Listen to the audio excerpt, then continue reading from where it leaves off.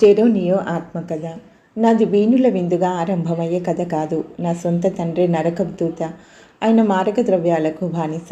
దురదృష్టవశాత్తు నేను 3 ఏళ్ల వయసులో ఉన్నప్పుడు నా తండ్రి నన్ను విడిచి వెళ్ళిపోయాడు. ఒక దినం ఆయన నన్ను తన మోటార్ బైక్ మీద కూర్చోబెట్టుకుని, బాబు, నేను నిన్ను మీ మమ్మీని ప్రేమిస్తున్నాను, కానీ నా సహోదరులతో కలిసి వెళ్ళాలనుకుంటున్నాను. నా ఇష్టాన్ని నేను నెరవేర్చుకుంటాను అన్నాడు. అంతే. ఆ తర్వాత ఆయన ఇల్లు విడిచి వెళ్ళిపోయాడు.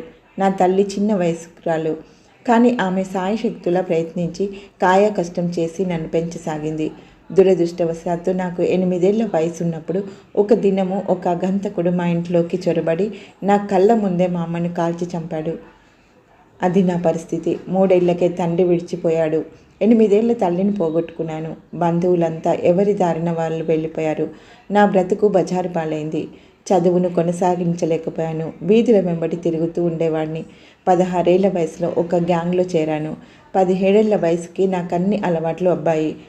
మత్తు మందులకు అలవాటు పడిపోయాను. నేను సరిగ్గా తినలేకపోయేవాడిని. సరిగ్గా నిద్ర పట్టేది కాదు. పళ్ళు తోముకోవడం, తల దువ్వుకోవడం, స్నానం చేయడం వంటివి అప్పుడప్పుడు మాత్రమే.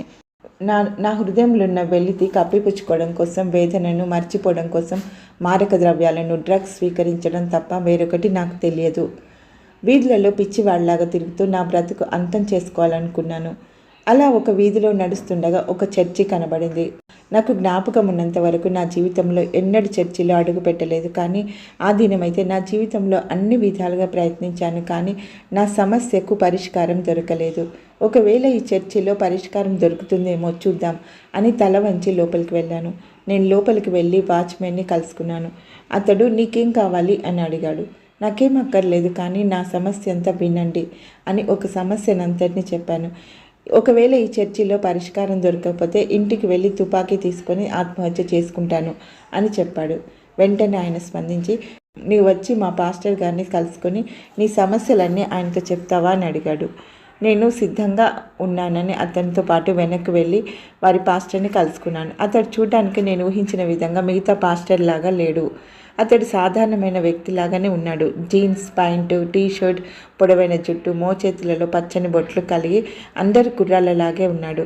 నేను ఆయనతో మాట్లాడుతూ నేను ఎలాంటి దుర్భరమైన పరిస్థితులను ఎదుర్కొంటున్నానో వివరించాను. అప్పుడు ఆ పాస్టర్ దిగ్భ్రాంతి చెంది తన జీవిత గాథను నాతో పంచుకున్నాడు. ఆయన కూడా చిన్న వయసు నుండి తండ్రి లేని వాడిగానే పెరిగాడు.